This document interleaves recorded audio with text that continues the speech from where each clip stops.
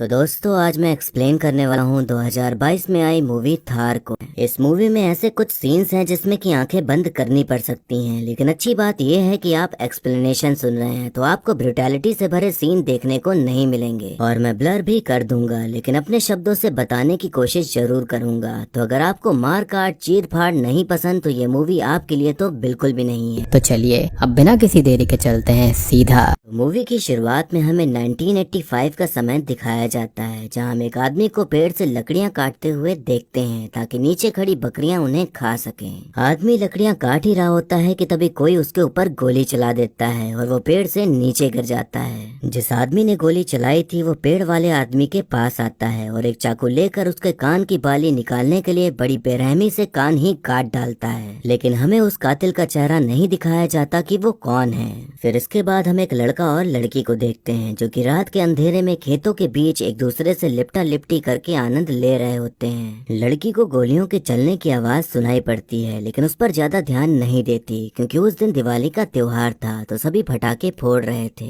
हम देखते हैं कि दो गाड़ियां एक घर पर आती हैं जिसमें कि कई सारे आदमी मौजूद थे जिनके पास बंदूकें थीं। तो वो उतरते ही गोलियां चलाने लग जाते हैं और घर में मौजूद एक औरत और एक आदमी को मार डालते हैं। वहीं पर कुछ बक्से रखे हुए थे जिनमें कि भारी मात्रा में नशा करने वाला पदार्थ था, तो वो उसे अपने साथ लेके चले जाते हैं। लड़की जो खेतों में थी उसे दोबारा से गोलियों की आवाज सुनाई पड़ी थी तो वो वहाँ से भागकर आ गई थी। तो वो देखती है कि कुछ लोग गाड़ियों से जा रहे हैं जो कि देखने पर तो डाकू लग रहे थे। डाकुओं ने जिस आदमी और औरत को मारा था वो लड़की के ही माँ बाप थे। अब अगले दिन हम एक पुलिस वाले को देखते हैं जिसका नाम सुरेखा सिंह होता है, जो कि उसी घर में आया होता है जहाँ पर डाकू डकैती करके और लोगों को मार कर भागे थे। सुरेखा के साथ हमेशा एक हवलदार रहता था जिसे सभी भूरे कहकर पुकारते थे। तो वो लड़की से पूछताछ कर रहा होता है कि कल रात क्या हुआ। लड़की ज्यादा कुछ नहीं बताती और कहती है कि वो रात में दिया जलाने के लिए मंदिर गई थी और जब वापस आई तो उसे ये सब दिखा और मेरी कुछ दिन में शादी होने वाली थी तो सारा दहेज का सामान लूट कर ले गए। पर असलियत तो ये थी कि वो मंदिर नहीं गई थी बल्कि उस समय खेतों के बीच अलग ही क्रिया कर रही थी। सुरेखा समझ गया था कि लड़की कुछ तो छुपा रही है, तभी वो बताता है कि असली बात ये है कि ये घर अफीम का गोडाउन था। तो डाकू दहेज लूटने का दिखावा करके अफीम का सारा माल लूट कर ले गए। अब इसके बाद हम एक सिद्धार्थ नाम के लड़के को देखते हैं जो कि उसी गांव में आया होता है कुछ मजदूरों के तलाश में, क्योंकि उसका एंटीक सामानों का बिजनेस था। तो वो गाँव से सामान लेकर दिल्ली में जाकर बेचता था। तो सामान को उठाने और ले जाने के लिए कुछ आदमी चाहिए थे। सिद्धार्थ एक आदमी से जाकर कहता है कि शहर में एक काम है जिसके लिए थोड़ा पढ़ा लिखा आदमी चाहिए जिसके अच्छे पैसे मिलेंगे। आदमी उसे पन्ना नाम के आदमी के बारे में बताता है और कहता है कि वो शहर में काम करता है और पढ़ा लिखा भी है, लेकिन अभी वो शहर से वापस नहीं आया है। सिद्धार्थ और जानकारी लेने के लिए उसके घर जाता है तो वहाँ उसे पन्ना की बीवी चेतना मिलती है। तो वो उससे पूछता है कि पन्ना घर कब तक आएगा। चेतना सिद्धार्थ को एक पल के लिए देखती ही रह जाती है क्योंकि गाँव में एक शहरी लड़के का दिखना उसके लिए नया ही था। तो उससे पहले तो एक टक घूरती है और फिर बताती है कि वो 5-6 दिन में वापस आ ही जाएंगे। हम देखते हैं कि एक छोटा बच्चा बकरियां चरा रहा होता है तो उसे पेड़ पर एक आदमी की लाश लटकी हुई दिखाई पड़ती है और ये वही आदमी था जो पेड़ पर से लकड़ियां काट रहा था। अब वहाँ पर जांच पड़ताल करने के लिए सुरेखा और भूरे आ जाते हैं तो बॉडी को देखकर वो भी दंग रह जाते हैं। आदमी को पहले गोली मारी गई, फिर उसे और मारा गया और फिर उसके छाती पर कुल्हाड़ी मारी गई और कान भी काट डाले गए और फिर उसे पेड़ से लटका दिया गया। तो देखने पर यही लग रहा था कि ये किसी इंसान का काम तो नहीं है बल्कि किसी राक्षस का ही काम है। अब सुरेखा और भूरे नाश्ता पानी करने के लिए एक ढाबे पर जाते हैं। तभी सुरेखा की नजर सिद्धार्थ पर पड़ती है और उसके पहनावे से समझ जाता है कि वो यहाँ का नहीं है। तो वो भूरे से उसके बारे में पता करने के लिए कहता है। भूरे उससे सिगरेट मांगने के बहाने से बात करने का ट्राई करता है, लेकिन सिद्धार्थ ज्यादा भाव न देते हुए वहाँ से निकल जाता है। सुरेखा ढाबे वाले को उस आदमी की फोटो दिखाता है जो पेड़ पर लटका मिला था। तो ढाबे वाला बताता है कि इसका नाम सुवा है। अब हम सिद्धार्थ को देखते हैं जो कि ऊंचे पहाड़ पर बनी बंजर हवेली में कुछ कर रहा होता है। वो वहाँ पर कुछ ऐसा काम कर रहा था जिसे देखकर लग रहा था कि वो कुछ बना रहा है और ऐसा कुछ जिससे कि किसी को कैद करके रखा जा सके। 4-5 दिन बीत जाते हैं तो सिद्धार्थ दोबारा से पन्ना के घर जाता है तो चेतना बताती है कि अभी वो नहीं आए हैं। सिद्धार्थ वहाँ से जाने लगता है, तभी चेतना उसे छाछ पिलाने के बहाने से घर के अंदर आने को कहती है। घर के बाहर बैठे गाँव के 2-4 निठल्ले मर्द उसे अंदर जाते हुए देखकर बातें बना बना रहे होते हैं और ये भी कहते हैं कि एक बांझ औरत के मुंह क्यों लगे, तो जब पन्ना आएगा तो खुद ही देख लेगा। अब हम देखते हैं कि अगले दिन पन्ना आ जाता है और उसके साथ उसका दोस्त कुंवर भी आया हुआ था जो कि उसी गांव का था। तो दोनों लोग ढाबे पर जाकर रुकते हैं थोड़ा नाश्ता पानी करने के लिए। ढाबे वाला उन दोनों को बताता है कि तुम्हारे दोस्त सुवा को किसी ने बेरहमी से मार डाला है, तो मैंने पुलिस को बता दिया था कि तुम दोनों उसके दोस्त हो, तो तुम्हें थाने जाकर पेशी देनी होगी। दोनों ही लोग पुलिस स्टेशन पहुंच जाते हैं, लेकिन वो इस मामले में फंसना नहीं चाहते थे क्योंकि इतने टाइम बाद वो घर आए थे और पुलिस स्टेशन के चक्कर लगाना किसी को भी पसंद नहीं था। तो वो सुवा को पहचानने से ही इनकार कर रहे होते हैं, लेकिन सुरेखा उनके झूठ को पकड़ लेता है और कहता है कि ये खून नहीं बल्कि तुम लोगों के लिए चेतावनी है और अब अगर गांव से बाहर जाना हो तो बता कर ही जाना। उन दोनों का एक और साथी था जिसका नाम धन्ना होता है, जो कि अभी वो शहर से वापस नहीं आया था। अब पन्ना अपने घर जाता है तो वहाँ एक बूढ़ा आदमी बैठा हुआ था जो कि पन्ना को बता देता है कि तुम्हारी गैर मौजूदगी में कोई आदमी घर आता रहता था। बूढ़ा आदमी वही इंसान था जो आपके मोहल्ले में भी रहते ही होंगे, जिनका काम होता है दूसरे के घर में ताक झांक करना और इधर से उधर चुगली करना। अब अगले दिन सिद्धार्थ पन्ना के घर आता है तो उसकी बीवी दरवाजा खोलती है तो वो देखता है कि उसके गाल पर मारपीट के निशान बने हुए हैं। इसका मतलब कि बूढ़े ने जो बताया था उसके बाद पन्ना ने घर आकर अपनी बीवी को मारा पीटा था। सिद्धार्थ जब घर के अंदर आता है तो पन्ना कहता है कि हमारे गांव में आदमी की इज्जत पर सवाल उठ जाता है अगर आदमी के ना होने पर कोई गैर मर्द उसकी बीवी से मिलने अकेले घर पर आए, और आपने एक बार नहीं हमारी इज्जत पर दो दो बार सवाल कर दिए। ये बात सुनाने के बाद पन्ना सिद्धार्थ को छत पर बुलाता है और काम की बात करने को कहता है। सिद्धार्थ बताता है कि गांव से एंटीक सामान लेकर शहर पहुंचाना है जिसके लिए 4-5 आदमी चाहिए। पन्ना और सिद्धार्थ में थोड़ा बहुत पैसों की बार्गेनिंग होती है और फिर ये डील पक्की हो जाती है। अब अगले दिन सिद्धार्थ अपनी जीप लेकर आता है और पन्ना और उसके दोस्त कुंवर को लेकर चला जाता है। थोड़ी दूर पहुंचने पर सिद्धार्थ गाड़ी रोक देता है और पहाड़ के ऊपर बनी खंडहर हवेली की तरफ इशारा करके कहता है कि वहाँ पर उसका कुछ सामान है जो कि लेना है, तो वो कुंवर को साथ लेकर चला जाता है। इधर हम देखते हैं कि सुरेखा उस लड़की से पूछताछ कर रहा होता है जिसके घर में डाकुओं ने डाका डाला था। लड़की आखिरकार मुंह खोल ही देती है और बताती है कि उस रात 6 लोग आए थे और बक्से लूट कर ले गए जिसमें कि नशे करने वाला पाउडर था और उसमें से एक आदमी बगल वाले गांव का ही है। कुंवर और सिद्धार्थ जब हवेली पहुंच जाते हैं तो सिद्धार्थ अचानक से कुंवर का गला दबाने लग जाता है और उसे बेहोश कर देता है। काफी देर तक न आने पर पन्ना खुद ऊपर आ जाता है तो सिद्धार्थ उसके सर पर वार करके उसे भी बेहोश कर देता है। सिद्धार्थ ने उन दोनों को बस काम का झांसा दिया था, उसके इरादे तो कुछ और ही नजर आ रहे थे जो कि ठीक तो नहीं लग रहे थे।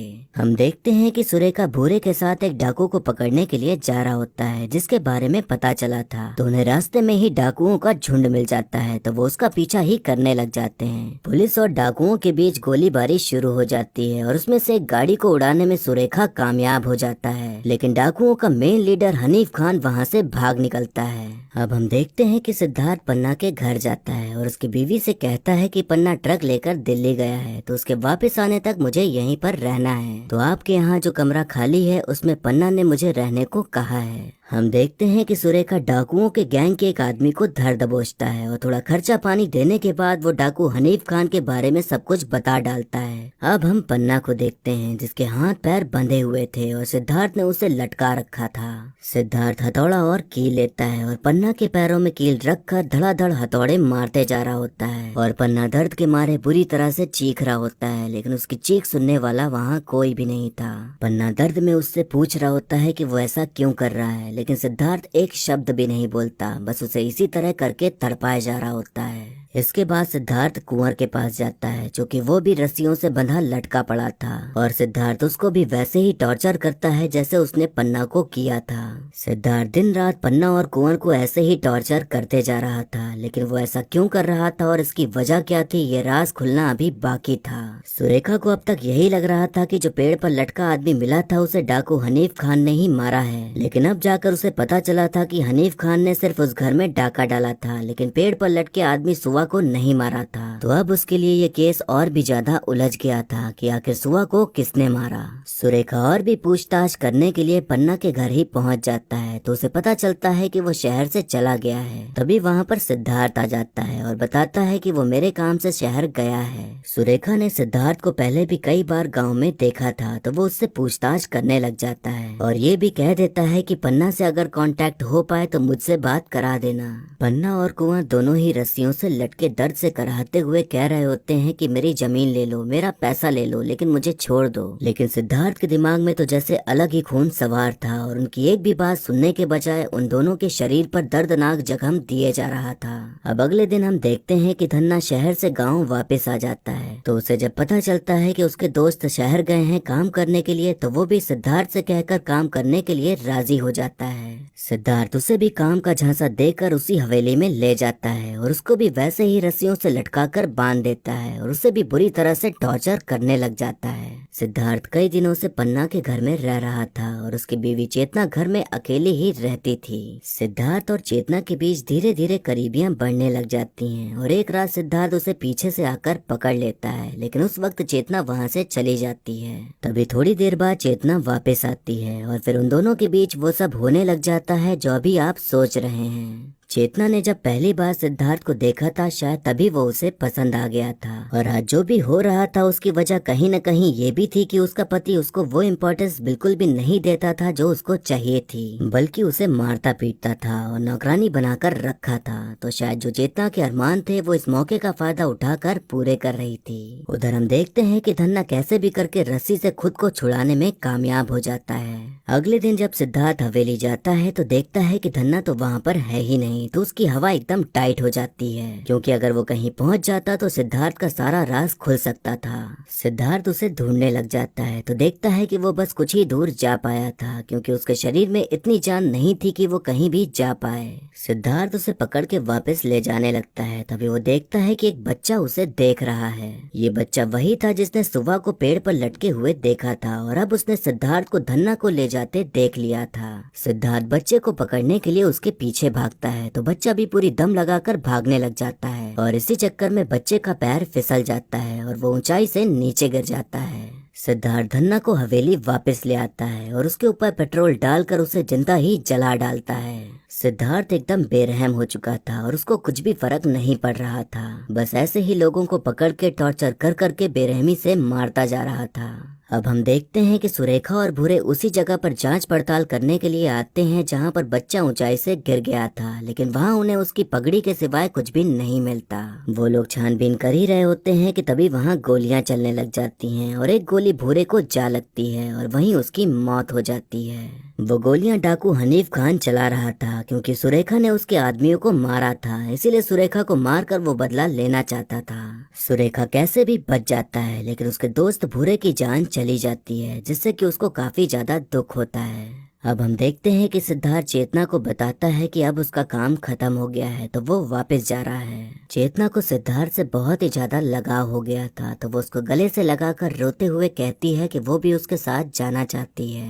ये सब कुछ धन्ना की बीवी सुन और देख लेती है। उसकी बीवी सीधा सुरेखा के पास ही पहुंच जाती है और बताती है कि मेरे पति बिना कोई सामान लिए ही शहर की ओर चले गए हैं। सुरेखा को मालूम था कि सुआ की मौत को लेकर कुछ तो गड़बड़ है और धन्ना उसका दोस्त भी था तो वो उसकी बीवी से ही सब कुछ बताने को कहता है जो कुछ भी वो जानती थी। औरत बताती है कि धन्ना और सुआ ने जमीन लेकर अफीम की खेती करना शुरू किया था लेकिन पन्ना और कुंवर को नहीं बताया था। सुरेखा उस जगह पर पहुंच जाता है जहां अफीम के खेत थे तो वहां पर एक झोपड़ी में तलाशी लेने पर एक लेटर मिलता है। उस लेटर में जो एड्रेस लिखा हुआ था वही सेम एड्रेस सुरेखा ने सिद्धार्थ के ड्राइविंग लाइसेंस पर भी देखा था। अब यहाँ पर एक बहुत बड़ा राज खुलता है और अब ये पता लगने वाला था कि सिद्धार्थ ऐसा क्यों कर रहा था। सुआ को किसी और ने नहीं बल्कि सिद्धार्थ ने ही मारा था। सुआ सिद्धार्थ के घर में नौकर का काम करता था और एक दिन घर खाली होने पर वो पन्ना, कुंवर और धन्ना को चोरी करने के लिए बुला लेता है। वो घर का सामान लूट ही रहे होते हैं कि तभी वहाँ सिद्धार्थ की बीवी आ जाती है। इससे पहले कि वो कुछ कर पाती, पन्ना, कुंवर और धन्ना उसे पकड़ लेते हैं और उसके साथ जबरदस्ती करने लग जाते हैं। वो तीनों ही नशे में धुत थे और उन्हें कोई होश नहीं था कि वो किस तरह के हैवान बनकर क्या घिनौना काम कर रहे हैं। पन्ना उसे लगातार उसके मुंह पर मुक्के मारता है और ना जाने शरीर में कितने घाव देता है और सभी शैतान बनकर उसके साथ घटिया घिनौना काम करते हैं, जिसे सोचकर ही आपकी रूह कांप जाए। वो आए तो थे चोरी करने के इरादे से, लेकिन उन्होंने कुछ ऐसा कर डाला था जो उन्हें नहीं करना चाहिए था और वो अब इंसान नहीं बल्कि शैतान बन चुके थे, लेकिन उन्हें इस बात का बिल्कुल भी एहसास नहीं था। सिद्धार्थ जब घर वापस आता है तो अपनी बीवी की ऐसी हालत देखकर एकदम सुन्न पड़ जाता है और उसे पकड़कर खूब रोता है। और तभी से उसने सोच लिया था कि जिसने भी उसके साथ ऐसा किया है वो उनको नहीं छोड़ेगा और वैसे ही उनको सजा देगा जैसे उन्होंने उसकी वाइफ के साथ किया है।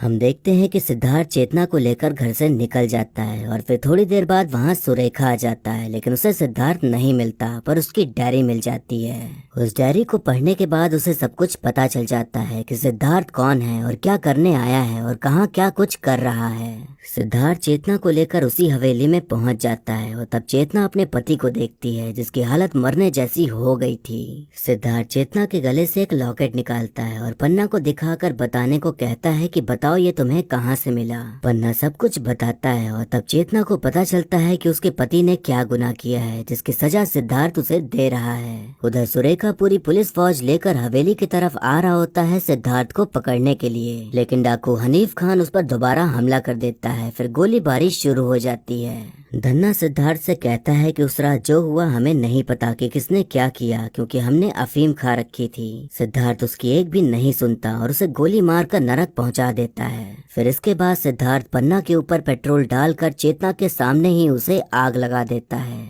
हम देखते हैं कि सुरेखा कैसे भी करके अपनी जान बचाकर वहां पहुंच जाता है और तब वो देखता है कि सिद्धार्थ ने वो कर डाला है जो वो करने आया था। सुरेखा सिद्धार्थ के ऊपर बंदूक तान देता है और बताता है कि उसे सब कुछ पता चल गया है कि उसकी बीवी के साथ क्या हुआ था, लेकिन अब वो सरेंडर कर दे तो सही रहेगा। सिद्धार्थ ने अपना बदला ले लिया था तो अब उसे कोई भी मतलब नहीं था कि आगे क्या होगा और ये बात सुरेखा समझ जाता है, इसीलिए वो अपनी गन नीचे कर लेता है। लेकिन तभी चेतना उसके ऊपर गोली चला देती है और सिद्धार्थ की वही मौके पर ही मौत हो जाती है। हम देखते हैं कि जो बच्चा भागते वक्त गिरा था वो वहीं पर मिलता है, इसका मतलब कि सिद्धार्थ ने उसे उठा लिया था और उसका ख्याल रख रहा था, यानी कि वो मरा नहीं था बल्कि जिंदा था। अब सीन यहाँ से 6 महीने आगे शिफ्ट होता है जहाँ हम देखते हैं कि चेतना पेट से होती है।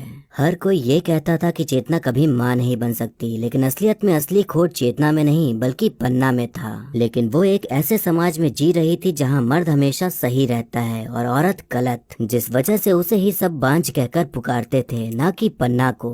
हम देखते हैं कि चेतना अपने पड़ोसी सहेलियों के साथ कहीं जा रही होती है, तभी रास्ते में ही सुरेखा मिल जाता है तो वो उनको छोड़ने के लिए कहता है। चेतना सही सारी औरतें जीप में बैठ जाती हैं और हम जीप को जाते हुए देखते हैं और इसी के साथ मूवी यहीं पर खत्म हो जाती है।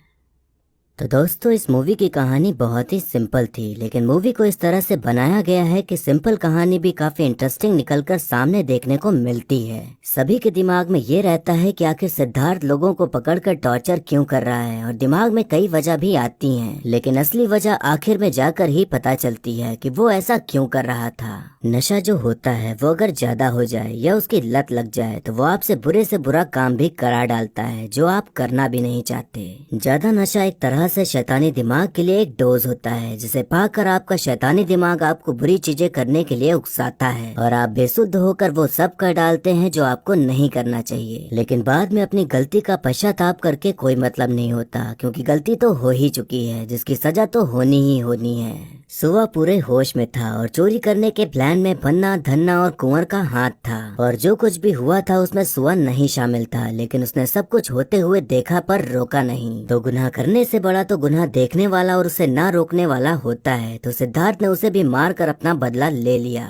हमें ये नहीं दिखाया गया कि सिद्धार्थ कंप्लेन लिखवाने पुलिस स्टेशन गया था या नहीं, तो हो सकता है कि उसने यही ठान लिया था कि वो खुद ही उन दरिंदों को सजा देगा और अपनी बीवी की मौत का बदला लेगा और गुनहगारों को सजा देने के लिए खुद ही उतरना पड़ेगा, क्योंकि जिनके पास अपनी शिकायत लेकर जाएंगे वो खुद ही वो राक्षस बनकर बैठे हैं जिनसे हम बचना चाहते हैं। तो वो दिन दूर नहीं जब खुद से ही इंसाफ लेने के लिए लोग लोग हथियार उठाकर राक्षसों को नर्क पहुंचाने लग जाएंगे। हालांकि ये ठीक भी है और ठीक नहीं भी है, क्योंकि जब आप खुद हथियार उठाते हैं तो आप कातिल कहलाते हैं। तो भले ही आप शैतान को मारकर बदला ले रहे हो, लेकिन कानूनी तौर पर तो आप भी मुजरिम ही कहलाओगे, तो सजा तो आपको भी मिलेगी। फिल्म में एक डायलॉग है कि जब इंसान बदला लेने के लिए निकलता है तो वो अपने साथ 2 कब्र लेकर निकलता है, एक अपने दुश्मन की और एक अपनी खुद की। तो मतलब यही है कि अगर आप बदला लेने निकलेंगे तो भुगतना तो आपको भी पड़ेगा। आपके मन में ये सवाल उठ रहा होगा कि आखिर में चेतना ने सिद्धार्थ को क्यों मार डाला। चेतना की नजर से देखें तो सिद्धार्थ उसके लिए एक धोखेबाज इंसान ही था, जिसने उसका बस इस्तेमाल किया। उसने उसके पति को उसके सामने ही जलाकर मार डाला और सिद्धार्थ उसे अपने साथ ले जाने का वादा करके उसे ले जा रहा था, लेकिन उसके इरादे तो कुछ और ही थे। सिद्धार्थ तब तक अपनी जगह सही था जब तक वो अपना बदला ले रहा था, लेकिन जब उसने चेतना के साथ संबंध बनाए तो वहीं वो गलत हो गया, क्योंकि वो तो अपनी बीवी के साथ हुए बलात्कार और मौत का बदला लेने आया था। तो किसी और की बीवी के साथ संबंध बनाना, वो भी उसकी बीवी जिसको वो मारना चाहता है, ये देखकर सही नहीं लगता। चेतना हमें प्रेग्नेंट देखने को मिलती है, मतलब कि वो सिद्धार्थ की वजह से प्रेग्नेंट हुई थी। वो शायद बच्चे को गिराना नहीं चाहती थी, क्योंकि हमेशा उसको ये कहा गया कि वो बांझ है, पर वो अब पेट से थी, तो जो उसका पहला बच्चा होने का एहसास था उसे खोना नहीं चाहती थी। फिल्म में जो डाकू वाला एंगल डाला गया है वो सिर्फ इसलिए है ताकि ऑडियंस के मन में कंफ्यूजन बनी रहे, लेकिन ये एंगल थोड़ा कमजोर सा दिखाई पड़ता है, क्योंकि जब सिद्धार्थ की एंट्री होती है उसके थोड़े टाइम बाद ही एहसास हो जाता है कि सुआ की मौत में सिद्धार्थ का ही हाथ है। इतनी सारी मूवीज देख डाली है कि अब शुरू में ही पता चल जाता है कि आखिर में क्या होगा, और यही इस मूवी के साथ भी हुआ। मूवी 40 मिनट पूरी कर चुकी थी, तभी सारा मामला हल्का हल्का समझ आ भी गया था, और शायद आप लोगों को भी समझ आ ही गया होगा, क्योंकि मूवी का प्लॉट काफी सिंपल है। बस उसे दिखाया ऐसा गया है ताकि सब कुछ एकदम एंड में जाकर खुले, पर फिर भी जिस तरह से कहानी को प्रेजेंट किया गया है वो देखने में काफी सही लगता है। हमें 80 के दशक का समय दिखाया गया है, और वो भी एकदम पिछड़ा हुआ गाँव दिखाया गया है। तो जब डाकू दिवाली वाले दिन घर लूटने आए थे तो घर में लाइट वाली झालर लटकी हुई दिखती है, जो कि मुझे नहीं लगता कि उस समय कोई लगाता भी होगा। आज भी गांव में तो ज्यादातर लोग दिया जलाना ही प्रेफर करते हैं, और कई गांव में तो बिजली भी नहीं आती। तो 80 के जमाने में एक रेगिस्तानी गांव में बिजली आना और इतने सारे लाइट और बल्ब जलना, ये बात हजम नहीं होती। तो यहाँ पर मुझे थोड़ी गड़बड़ी सी दिखाई पड़ती है। अब एक्टिंग की बात करें तो अनिल कपूर ने अपने रोल को बहुत ही शानदार तरीके से निभाया है, और ये प्रूव किया है कि इस उम्र में भी उनकी एक्टिंग में कोई कमी नहीं आई है, और वो अब भी आजकल के नए एक्टर्स को टक्कर दे सकते हैं। उनके जो डायलॉग डिलीवरी है, उनके जो एक्सप्रेशंस हैं, वो काफी सही देखने को मिलते हैं। हर्षवर्धन कपूर जो कि अनिल कपूर के ही बेटे हैं, उनकी एक्टिंग सही ही देखने को मिलती है। हर्षवर्धन कपूर अपनी फिल्म भावेश जोशी के लिए जाने जाते हैं, जो कि बॉलीवुड की अब तक की बेस्ट सुपर हीरो फिल्म मानी जाती है। हर्षवर्धन के इस फिल्म में ज्यादा डायलॉग नहीं थे, उन्हें अपने फेस एक्सप्रेशन से ही अपने इमोशंस दिखाने थे, जिसमें कि वो पूरी तरह से कामयाब नहीं दिखते। बेशक उन्होंने अपने रोल को सही निभाया है, लेकिन शायद थोड़ा और अच्छा कर सकते थे। चेतना यानी कि फातिमा सना शेख ने अपने रोल को सही ही निभाया है और काफी अच्छी एक्टिंग करी है, और बाकी जितने भी सह कलाकार हैं उन सभी ने बढ़िया परफॉर्मेंस दी है। यहाँ पर जो राजस्थानी टोन है और जो कल्चर है वो सब कुछ काफी नेचुरल देखने को मिलता है, और भाषा बिल्कुल भी बनावटी देखने को नहीं मिलती। फिल्म की सिनेमेटोग्राफी और कैमरा एंगल्स की काफी तारीफ हो रही है, और यही चीज फिल्म में देखने लायक है। बॉलीवुड में बहुत कम ऐसी फिल्में बनी होंगी जिसमें इतना बुरे तरीके से सीन दिखाए गए हों, जिसे देखने पर आपकी आंखें स्क्रीन पर से हटने को मजबूर कर दें, और ये फिल्म उनमें से एक है। इस फिल्म में जो ब्रुटैलिटी और वायलेंस दिखाया गया है वो काफी ज्यादा दर्दनाक है, और इससे पहले हमें इतने साफ तरीके से किसी बॉलीवुड फिल्म में ऐसा नहीं दिखाया गया है। अब ये चीज किसी को तो बहुत पसंद आती है और किसी को एकदम घिनौनी लगती है, तो ये अपनी अपनी पसंद की बात है कि आपको मूवी देखनी चाहिए या नहीं। इस फिल्म में काफी ज्यादा गाली गलौज और अडल्ट सीन भी हैं, तो दादी, चाचा, पापा, फूफा, भतीजा, भांजा, मामा, मौसी सबको एक साथ बैठाकर ये मूवी लगाकर तो बिल्कुल भी नहीं देख सकते, नहीं तो घर का माहौल ही एकदम अलग बन जाएगा। लेकिन अगर आपका परिवार कुछ ज्यादा ही चिल है तो इसे मस्त आराम से देख सकते हैं और एक अच्छी मूवी का आनंद ले सकते हैं। और अगर अकेले भी हो तो कोई गम नहीं, तो भी आप देख लीजिए, क्योंकि ये वन टाइम वॉच मूवी तो है ही। ये आपको नेटफ्लिक्स पर मिल जाएगी। वैसे आप मुझे कमेंट करके जरूर बताइए कि आप सिद्धार्थ की जगह होते तो क्या करते। क्या आप बदला लेने का सोचते या फिर कानूनी तौर पर सजा दिलाने का सोचते? हमें आप कमेंट करके जरूर बताइएगा। तो ये था एक्सप्लेनेशन थार मूवी का। तो वीडियो पसंद आई तो लाइक कर देना और कमेंट करके बताना कि आपको ये मूवी कैसी लगी। तो मैं आप सबको मिलता हूँ अगली वीडियो के साथ में।